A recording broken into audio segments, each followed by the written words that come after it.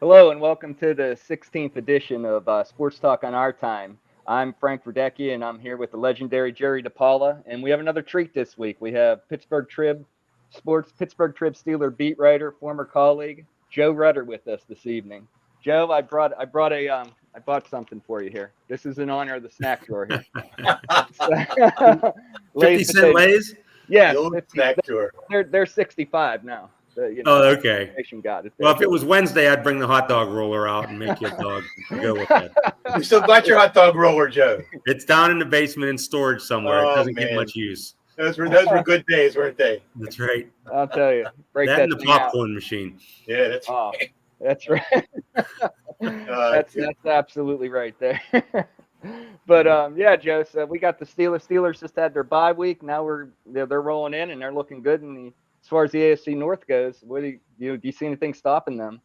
Well, Right. yeah. I mean, right now, unless they totally stumble, they've got this cushion here that, they're 4-1. The rest of the division's awful, which who would have thought that coming into the season? It looked like it was the most competitive division in football.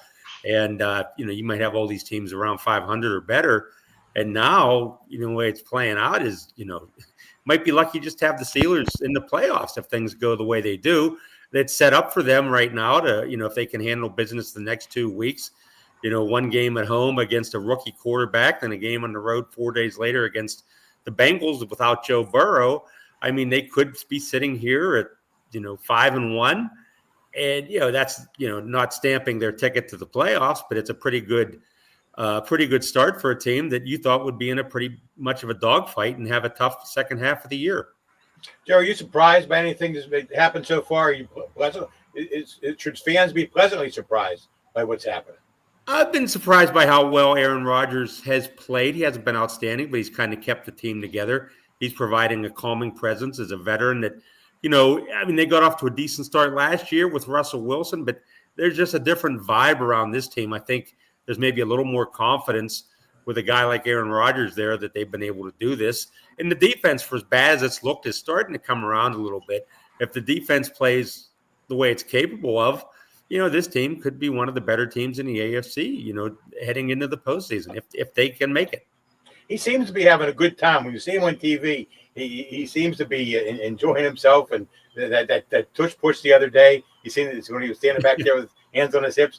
He's having a great time. What's he like in the locker room, on interview days and at lunchtime there when you guys talk to him? Is he engaging like that all the time? He's more standoffish with the media. I mean, he'll come by, walk past the pack, maybe stop for a second and, have a little chat. But that's very rare. He's more business when he's, in the facility.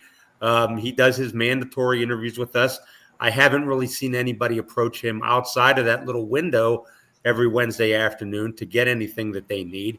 You used to be able to do that with Ben Roethlisberger. If you needed something Thursday or Friday, you could walk up to him and say, hey, I wanted to ask you one quick thing. I haven't seen really anybody do that with Aaron yet. I don't know if he's amenable to that.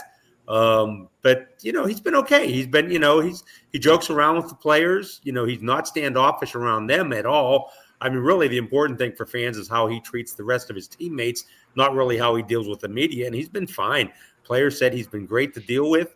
He's one of them, that he's engaging, and he's holding people accountable. Even in practice today, there were some things going on that he wasn't a part of, that he was kind of watching and giving pointers and making sure that the other quarterbacks in there and the receivers were doing the things that they were supposed to be doing, and which was good to see for, today being a bonus Monday when they really didn't have to give max effort because they got a full week of practice ahead of them.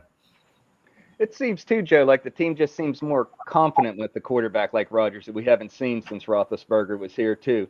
It just seems like the players are more taken to him.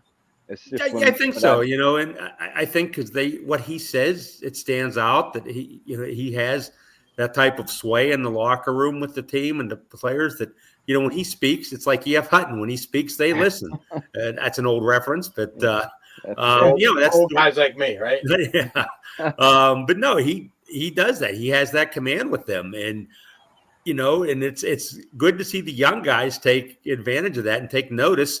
I mean, they all know who Aaron Rodgers is. I mean, you could say, today's younger NFL players, you could probably see them thinking, who's this old fossil here at quarterback? But everybody seems to know who Aaron Rodgers is. They respect him. They're very deferential to him. And I think he's enjoyed being the old guy in a room of young players. And he's been able to kind of, mix it up with them a little bit too. I'm interested in, looking ahead beyond this season. There was a lot of talk about Rodgers will play one season, then the Steelers will have to draft the quarterback in the first round. All those quarterbacks in college football who were supposed to be so great and were supposed to be first round picks, they look a little questionable. Some of them do. And if the Steelers keep winning, they're not going to be able to get a very high draft pick in that first round. Do you think Rodgers is amenable to playing in a second season? If he stays healthy and if he enjoys himself as much as he seems to be, and the fire is still there, I could see the possibility of it happening. I don't think he's totally closing the door on that. He made reference the other day of, people say they're on the back nine of their career. He says he's teeing off on 18. I could see a playoff hole for him, a 19th hole, being a possibility because, he's playing well and he hasn't taken too many hits. And if they keep winning, I could see him wanting to come back for sure. Well, looking at the good. I'm sorry, Jerry. Sorry, what's the injury situation going into the Cleveland game, Joe? I think they're going to get back Joey Porter Jr., Alex Highsmith, Calvin Austin. I don't see there's any way he's back. He didn't do anything today. He kind of was coached up to just say take one day at a time. When we tried to talk to him after practice, he wasn't giving anything up. Didn't see Jalen Ramsey there at all. So I would think that maybe you get Porter back, you lose Ramsey for this week. I don't know how long Ramsey could be, but it doesn't seem that Calvin Austin is going to be back this week. And then you figure with another game 4 days after that, it'd be tough for him to play in that one as well. Well, does that mean Roman Wilson gets a bigger role? I would think so. They had Scotty Miller doing a lot of work today. Roman Wilson was in that mix as well. I didn't see Ben Skoranek there. Maybe he wasn't around much for the. Maybe he missed the bonus day. With those two guys, one of those three, Skoranek, Wilson, or Miller, is going to have to step up and take that role, or you roll out more tight ends. I mean, they seem capable and comfortable doing that against Minnesota. You could use more Johnny Smith. You could use Freiermuth more. I mean, Freiermuth didn't play very much against the Vikings, and that's somebody they could flare out there more and use him more in pass catching situations. Joe, what are the rules these days as far as reporting and what you see in practice? You really can't. Maybe I've given up a little more than I have already with who was taking the reps and who wasn't there. But I don't think I'm giving any big state secrets away by who's been participating.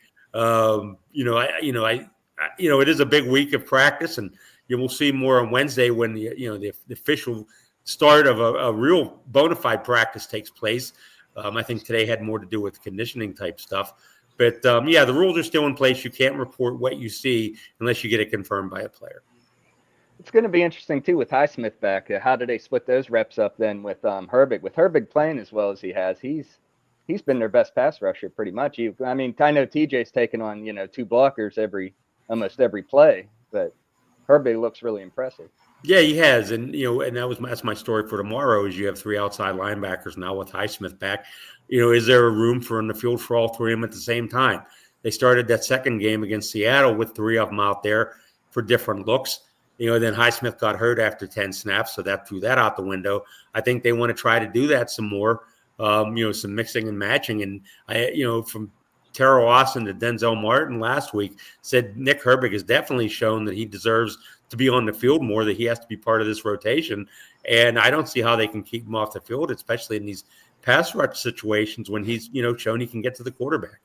And boy, if they could put some kind of package together to put all 3 of them on the field at the same time, you got to think that helps TJ a ton then.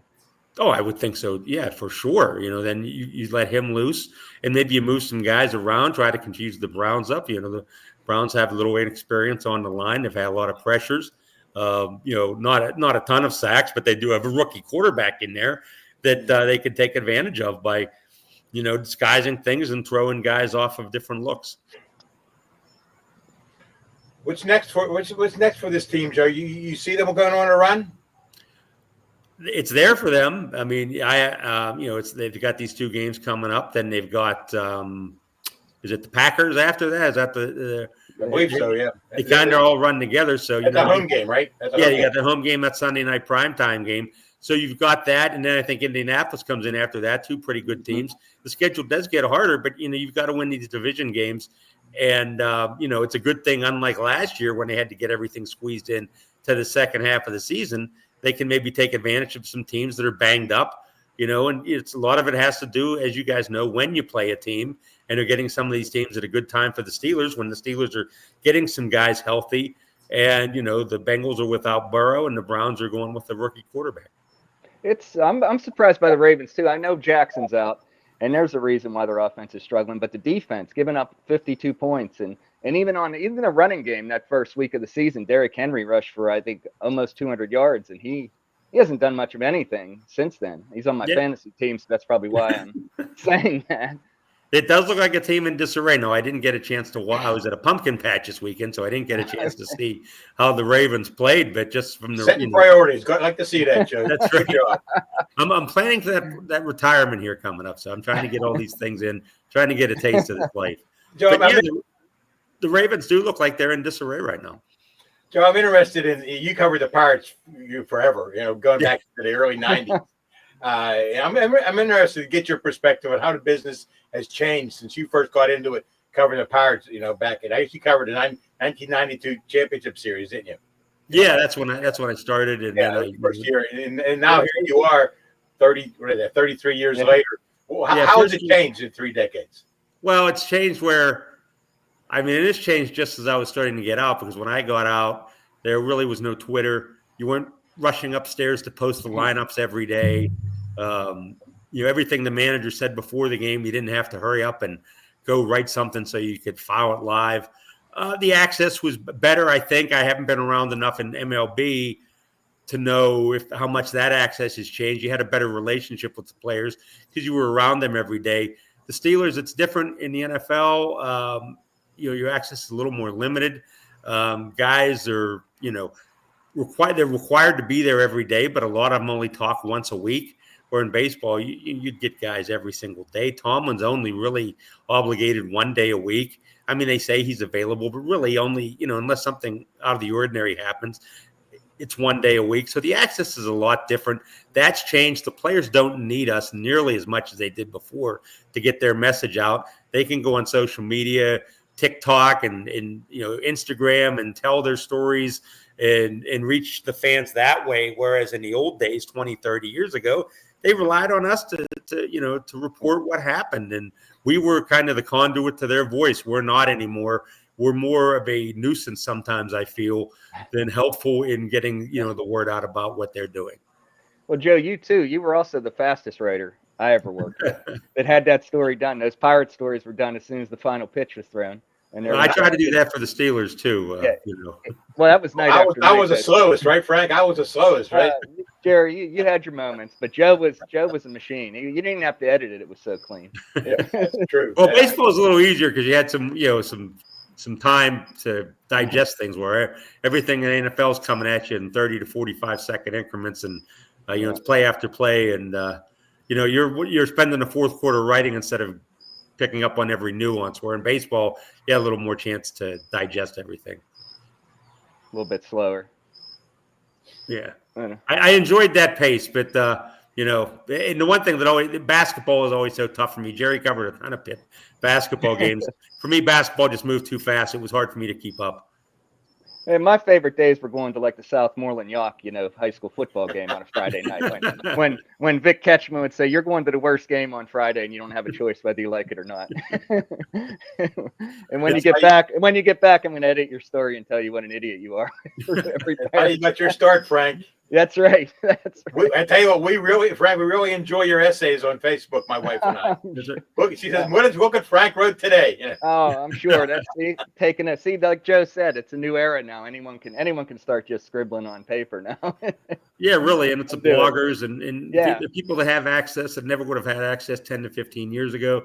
There's people that don't show up, that don't have credentials, that aren't in the locker room, that take things we write and are viewed as gospel by so many people outside the media, fans on Twitter and stuff, and they take these opinions and word as gospel when they have no more insight than anybody else, that's sitting out there, somebody else sitting in Heinz Field or Acrisure Stadium. And that's a little frustrating to see. That's the way the business has evolved. I don't really like that, but it's nice that it's the three of us. We all came up where you got your start by covering high school football. Yeah. You worked from the ground up. You weren't automatically thrown into a pro locker room and thought you knew it all. You dealt with learning how to interview coaches starting in high school, and you did the grunt work and you answered the phones, and that's kind of missing from today, and that's a little sad in my opinion. A lot sad. I think so. Yeah. It's funny though. On a quick aside, there's a Facebook page the night that celebrates the 1985 Greensburg-Salem Keystone Conference Championship team. That was my second year as a stringer for the Trib. I was still in college.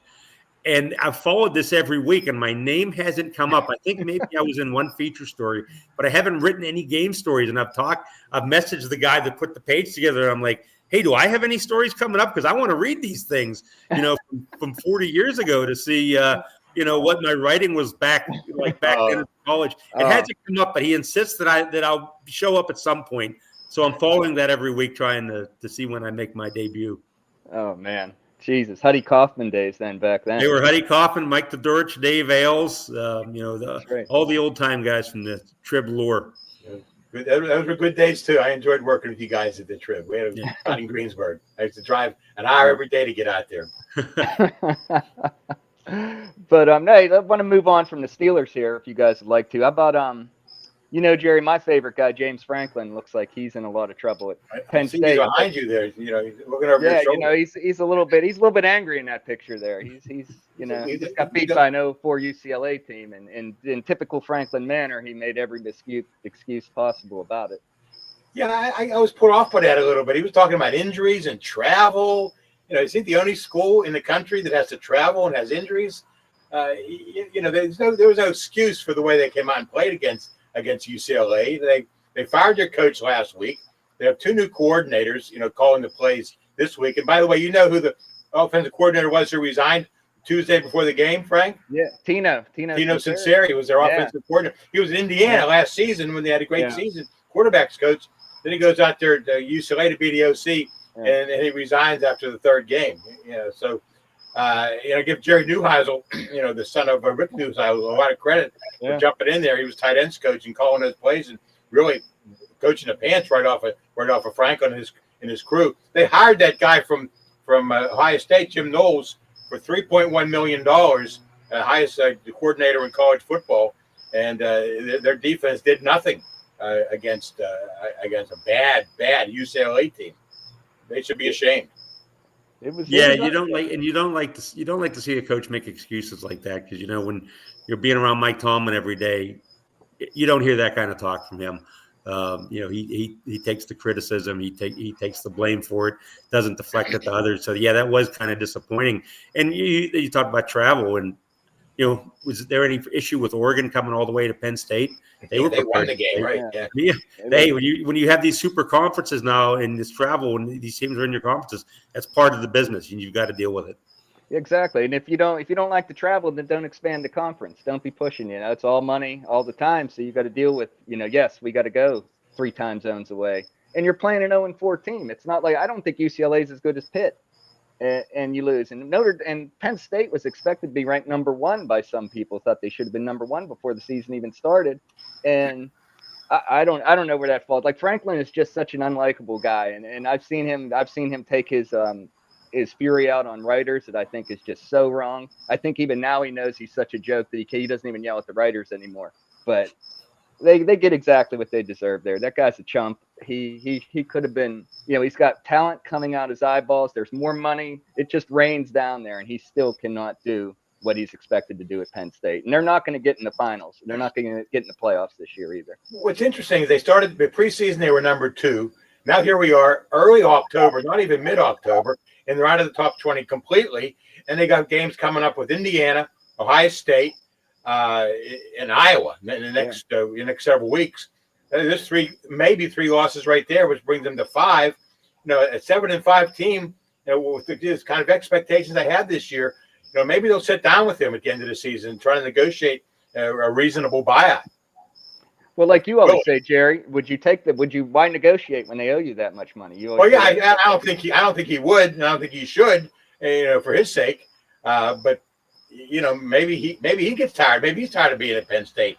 After his 12th season. Yeah, he's been there a year longer than Narduzzi's been at Pitt. And, Right, and yeah. I don't know. Maybe he's had enough, and he's tired of it, and he wants a fresh start somewhere else. I'm sure he would find a job pretty quickly if he left for Penn State, no matter under any circumstances. But Yeah. it's just embarrassing, the way his record against top 25 teams. I looked this up today: 4-21 against top 10 teams. Yeah. In his career at Penn State. And most of those losses are against Big Ten top 10 teams. So. Yeah, and I think your Penn State fans, they got not used to it maybe, but you'd lose to Ohio State, you'd lose to Michigan. But you win 10 games every year. You'd go to a nice bowl. Last year they were in the playoffs. Oh, to lose to 0-4 UCLA, that's bad. That's a Pitt type of loss that Yep. not to dig on Frank's school there and the one you used to cover, Jay. Pitt was always good for one of those games a year. You didn't see that at Penn State. Well, now you are.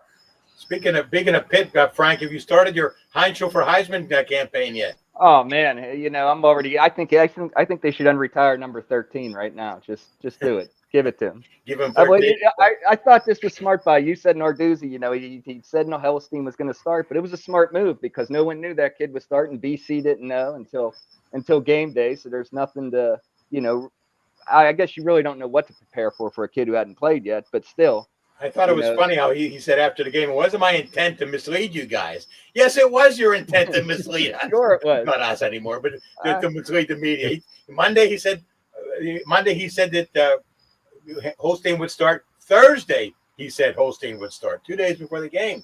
I don't know. It's 2 days before the game. What's the secret there?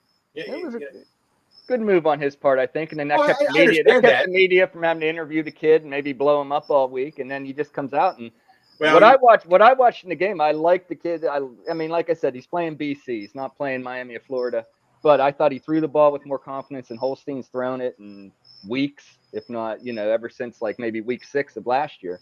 And it was something they needed. Now, Florida State's going to have a full week, though, to game plan for this kid. We'll see what he can do now at Florida State. So something tells me it's not going to be quite as easy as it was against BC. Well, the pressure would have been off Holstein and Heinzel. Because you can't talk to guys, anybody you want to. It's who they decide to bring up into the interview room. So I'm sure that the quarterbacks, would have been off limits last week. So it's not like he's trying to shield them from the pressure. I think what he was trying to do was just doesn't want to air his laundry. He doesn't want to put it out there, and maybe Bill O'Brien, almost called him Jim O'Brien. Bill O'Brien would maybe have to prepare for both guys. But he can't know a whole lot about the first-year freshman, because the only time he really played in real games was in the spring game, and when he looked really, really good in the spring game, much better than Holstein. So, but I understand why he wants to keep things close to the vest, and I wouldn't be if I was covering a team, I wouldn't have been offended by it. But let's not say that he didn't mean to mislead us. He did mean to mislead us. Yeah, I always have a tough time when coaches do that because they outright lie. And I've had general managers do it, and managers and coaches, and it's hard. And you understand it's part of the business, but it's hard not to take it personally. It's not hard not to be upset when that happens because just be upfront. I just don't understand all the smoke and mirrors and gamesmanship at times. They think that the other team will get confused in their preparations. But when he said Thursday, the whole team was going to start. That's Thursday. All the practices are over by then. So there's really nothing that if he lets us cat out of the bag on Thursday, he's not helping out the other team, because they've already made all their preparations. Must have told Holstein to keep your mouth shut too, because I'm sure Holstein wasn't happy, and he could easily. Sometimes he gets out on social media, but again, you Yeah. can't talk to anybody you want to talk to. You talk to whoever Narduzzi says can come up in the interview room and talk to you. That's one drawback of covering Pitt. Now, Jerry, it's been a while since I've been around a college team. How much practice can you watch? Would people know who took the most snaps? Would the reporters know? Under Narduzzi, you could watch the first half hour practice, which is mostly calisthenics in some position drills. You could watch the quarterbacks throw, but you couldn't watch them do 11 on 11.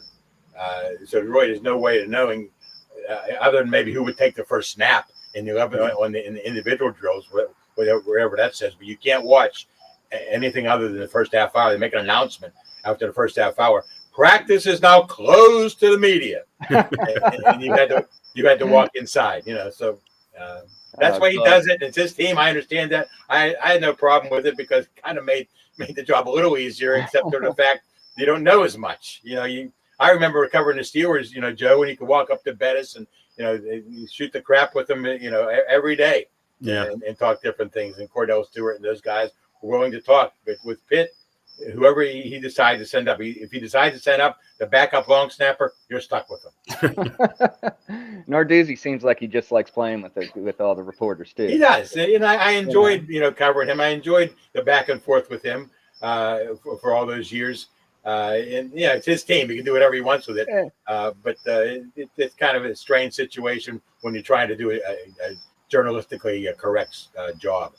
When you look at that, like I said this before, when you look at him and Franklin, they're like I said, if they were in the same high school class, Franklin would be the bully who wanted to just, and Narduzzi would be the clown who's just running around telling jokes or laughing and you're not taken seriously. It just seems like that. I mean, I haven't seen that notepad, Jerry, since West Virginia. I don't know. Well, you mentioned that notepad, Frank. I see every coach in a sideline taking notes. Oh man, when I watched that West Virginia game, he was like this. Well, he's not the only one that takes notes. I think what he does, he writes down little things that happen that might lead to something that he could work on. He must have took bad notes that West Virginia game.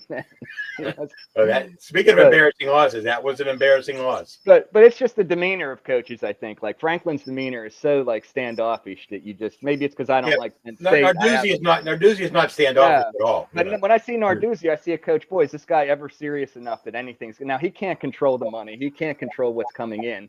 But you always say, I just look at it and I see him on that sideline sometimes and. He does some of the craziest things, and he just doesn't look serious. And I know he is. My favorite time with Narduzzi was Thursdays when we went back in a big conference room and a big long wooden table, and you could sit there and you could talk a little casually. Like, in fact, E.J. Borghetti, the former football SID, used to call it fireside chats with Pat, and it was nice because you sit right across the table with them, and you could talk about things other than football, which I enjoyed more than anything during the week. What'd you talk about, The Godfather? Or? No, it wasn't any Godfather references, but there were some Italian food references over the years with Pat and his family. And he talked about how he recruited Kenny Pickett by taking his wife with him to the visit. They were on their way to the East Coast for something, and they stopped at Pickett's house, and Pickett was in high school. And Dawn and Narduzzi just developed a nice relationship with Pickett's mother and family, and it helped get him to come to Pitt, apparently, according to what Pat said. Okay, he's the most recent true freshman to start for Pitt is Pickett. Yeah, Pickett, yeah. Did you say since Saturday? Well, maybe now that Miami is number 2 in the nation right now, maybe another freshman quarterback will play Miami in the regular season finale, just like Pickett did in 2017. I don't know if you're going to get the same response, but yeah, you're right. Well, I think Miami probably has a better team this year than they had in 2017, even though they're both ranked number 2 in the country. That's true too. Yeah, that's true. Pitt has a tough schedule coming up, Frank. Notre Dame, Georgia Tech, Miami. They better make some hay. In Florida State on the road this week. Yeah, they better make some hay at some point to get the 6 wins. Yeah, don't rule out 5-7 or 4-8 still, even though they played well against BC. Right, like I said, let's see what Mason Heitzel does. When he goes down to Tallahassee and that guy comes riding out on the horse with a flaming spear, whatever he does. That's what Joe used to do in the newsroom at the Trib. He'd come out with a flaming spear and throw it down before he made hot dogs. So that's it worked because everybody got everybody to work. That's right. That's right. I was scared to death. Yeah, that's right. So, but. Anyway, I just wanted to wrap this up here. Joe, thanks a lot for coming on. It's great talking to you and seeing you, even if it's on a computer here. Yeah, it's good to see you. Hey, anytime with you guys. I've been following your success, and hey, when I hit retirement here, maybe we'll have to make this a more permanent thing. Oh, absolutely. I'll be looking for something to do. Just don't look for any checks in your mailbox, Joe. We're not up to That's up right. to speed yet. Yeah. Just don't expect any paycheck. Maybe just maybe some Lay's potato chips or something. You might get those, Joe. There you go. Or maybe I'll get you a pizza at Big Jim's one of these nights. That sounds good. Hey, I recommended that Aaron Rodgers to go there. Oh yeah. And he, because his big affinity for Greenfield and Mike McCarthy. And I asked him last week if he had gone there yet, and he said no, but he said he would let us know when he does. So. Yeah, we can meet him. We can have a good time. We'll put him. That's right. Get him as a guest on the Sports Talk on our time. He probably would come on as a judge. Be like, "Boy, these guys are two idiots." I think we ought to end on that note. Yeah, that's true. All Hey, right, Joe, guys. it's good to see you and good to talk to you, Joe. Yep. Good to see you guys night, too. Guys. See you later. Take care, man. Yeah. All right. Just going out.